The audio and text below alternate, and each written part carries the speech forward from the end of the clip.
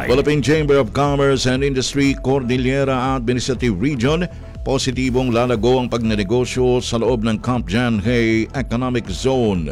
Mula sa Radyo Pilipinas, Baguio City, narito ang report ni Jong Murar. Radyo Pilipinas Report. Kumpiyansang Philippine Chamber of Commerce and Industry Cordillera Administrative Region na mas marami pang economic and business opportunities ang mabubuksan para sa Baguio City at kalapit bayan nito sa loob ng Camp Janhay Economic Zone. Ito ay makaraan ang desisyon ng Korte Suprema na arbitral resolution na nagpapaintulot sa Basis Conversion and Development Authority na bawiin ang 247-hectare property ng Janhay Special Economic Zone. Sa payag ni PCCI-CAR Regional Governor Gemler Cuyan, ang naging desisyon ng kataas-taasang korte ay nagbigay tuldok sa hindi mawaring kinabukasan ng dating base militar at nagbukas ng pintuan sa isang sustainable at matatag na pangangalakal sa rehiyon. Idinagdag pa ni Cuyan na ganap ng magiging catalyst of economic growth ang Camp Janhay Special Economic Zone para sa Baguio City at buong rehiyon Cordillera. Mula sa Baguio City, Jong Munar, Radyo Pilipinas. Radyo Pilipinas